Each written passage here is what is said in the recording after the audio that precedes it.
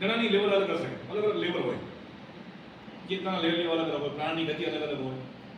એટલે શ્વાસ ઉપર ધ્યાન દેવાથી અચાનક જ કોઈને એમ થશે કે મારો શ્વાસ છેક પગને અંદર જાય છે, જવા દે. પ્રાણ આખો બોલી ફરશે કદાચ સંભવિત. જેનો ના ફારે એને મને નહીં કરો કે મારામાં તો કાંઈ ખબર નહીં પડતી, એવું કોઈ ટેન્શન લેવાની જરૂર નથી. કારણ કે મનુષ્ય પૃથ્વીના વિકાસ ક્રમની અંદર જે લેવલ ઉપર આપણે છીએ ત્યાંથી તમારો પ્રાણ શરૂ કરશે. અને આપણે એ બધા બેઠા છીએ એ પૃથ્વીના વિકાસ ક્રમની અંદર બધા આપણે અલગ અલગ લેવલ ઉપર છીએ, અલગ અલગ લેવલ ઉપર છીએ. એટલે 72,000 જે નાડીઓ છે એની અંદર લેવલ અલગ અલગ છે.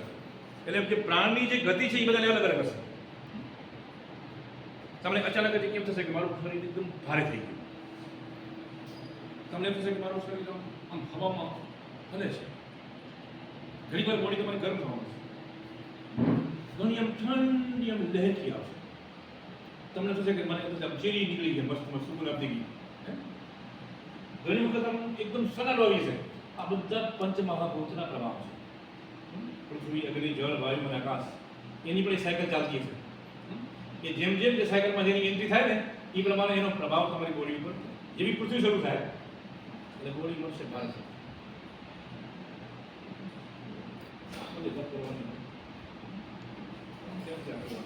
પૃથ્વીનો પ્રભાવ શરૂ થઈ ગયો અને પૃથ્વીનો પ્રભાવ 20 મિનિટ ચાલે કેટલો,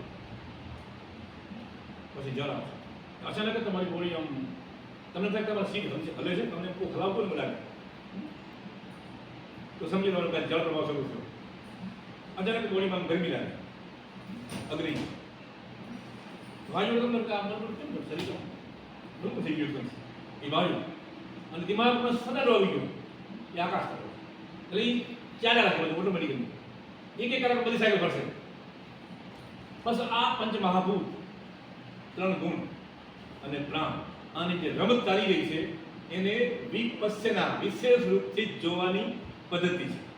કારણ કે આપણે આ બધા જ જે લબાજા છે એનો ભેગો રસો બનાવી અને આપણે બનેલા છીએ. એ પંચમહાભૂત, એ 5 પ્રાણ, એ બધી ચીજોનો આપણે એક સરવાળો છીએ જે આપણે અત્યારે છીએ. એટલે વિપસ્યના એટલે બીજી ભાષામાં કેવું હતું, આપણે શું છીએ એ જોવાની એક રીત છે કે હું આ છું.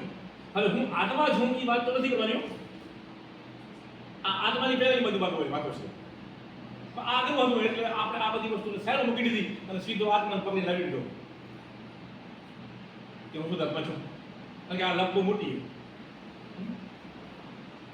દુનિયાના લોકો લપ માને છે, સમજે?